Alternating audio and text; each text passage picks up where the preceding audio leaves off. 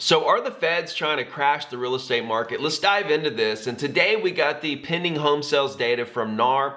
It shows that in September, we're down 10% pending deals, and we're down 30% year over year in pending deals right now. That is massive. That is a historic downturn in pending deals. We're also down 23% in number of transactions for the year. So, and keep in mind, when we look at this data, we're basically looking at what it was 30 days ago or even more. When we get data, it's so old when it comes to real estate. We don't get data instantly like we do in the stock market. The data of today, right here in present time, is going to be far different than it is in these reports we're looking at. So everyone right now, you need to be going out there and taking these buyers who can't afford houses because of interest rates, get them pre-approved for the maximum amount that they can get approved for, and go start making lowball offers. Be very proactive right now. Don't sit on the sidelines and say, I don't have any buyers who can afford the prices. Prices have instantly come down when interest rates hit 7%.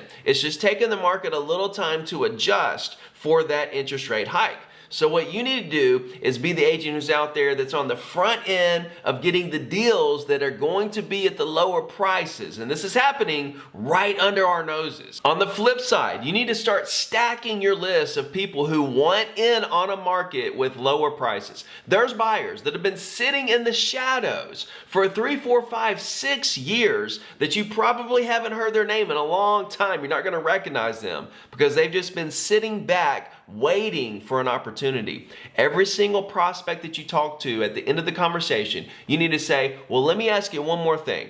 Would you be interested in great deals on rental properties? And if so, put them on your list, figure out what their criteria is, like commercial, multifamily, duplex, fourplex, single family, what do they like? What price range? What would they be interested in?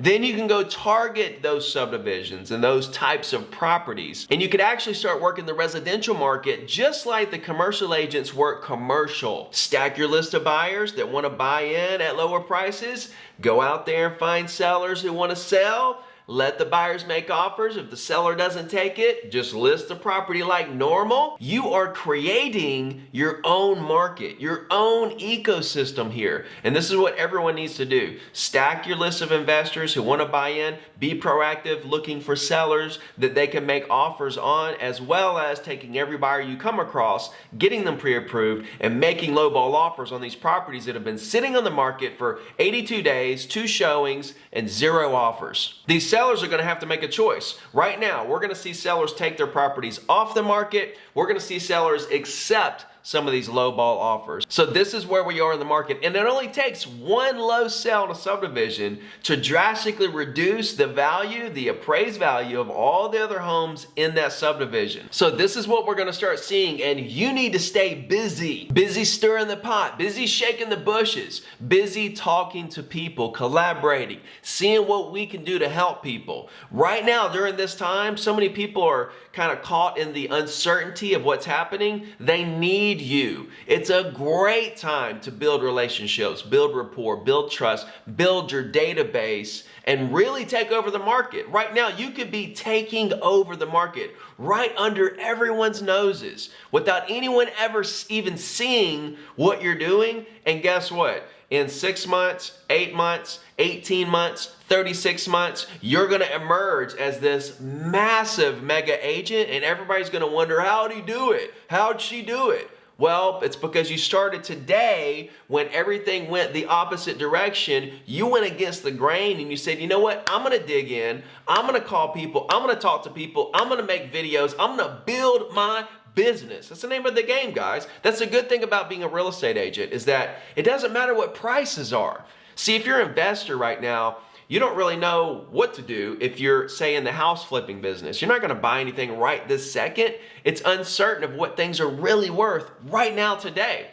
But as a real estate agent, it doesn't matter. We're going to go out there and advise our clients the best we can to help them accomplish whatever goals they're trying to accomplish. And as transactions happen, we're going to make a percentage of it with 0 financial risk on our end. Now, one thing to really point out here is that let's say that we're down 30% transactions right now, which I think could be the case right this second. Number one, this is about as dead as the market will ever be, number one.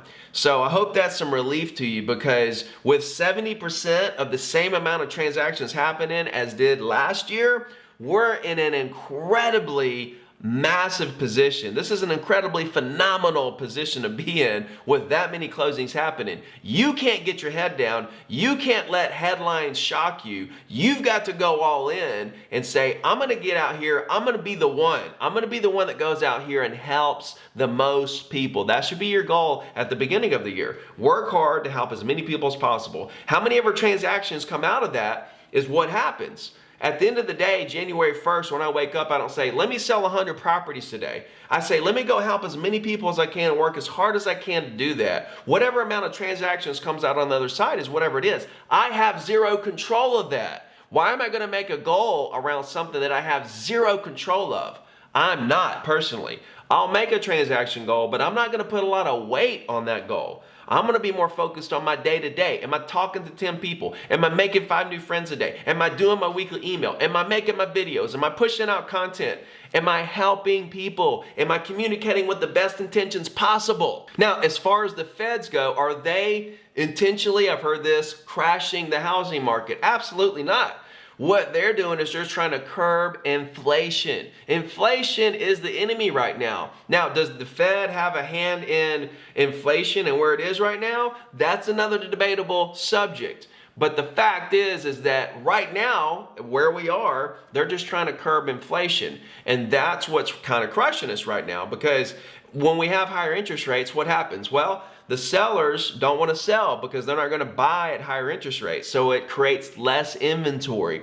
We have less buyers that can afford houses. So we have less buyers in the actual market on the surface. Now, do we have so much pent-up underlying demand? Yes. People want houses, and that is the silver lining here, is that we have so much demand for so many years and decades ahead of us, it's not even funny. We're in such a solid industry that it's unreal. It's unfathomable how amazing of a position that you are in right this second as a real estate agent. Now, if you're a real estate investor, same goes for you. It's just going to take a second for the market to adjust to these higher rates so that we know exactly where we are, so that you can go out there and flip houses, so that you can go out there and buy multifamily and long-term rentals and Airbnbs and stuff like that. Just give the market a second to breathe, to catch up to this shocking interest rate hikes, and we're going to be just fine. Now, it's said that interest rates are going to continue to go up. Same thing will happen.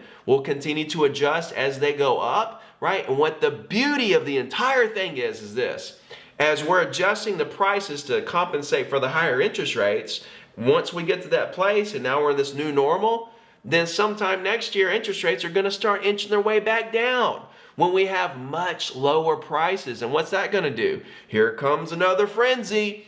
So just keep in mind, as real estate agents here, we're going to be busy now. Now we're going to be busy. 70% of the same amount of transactions. You better be out there getting it right now, building your business. But just think, we're going to stay busy all the way, and then interest rates come down. What's going to happen? Boom! We're going to continue to be busy because here comes back a lot of that underlying demand. Guys, this is the most beautiful time in the world to be in real estate. This is a great time to begin your real estate career. It's a great time to be a broker owner, to start a team, to be a team leader, to have a mega team. Whatever your thing is, it's a great time to start and to be very proactive and to visualize where you could really be in the next 3 to 5 years. It's only up from here, guys. Let's get it. Talk to you guys soon.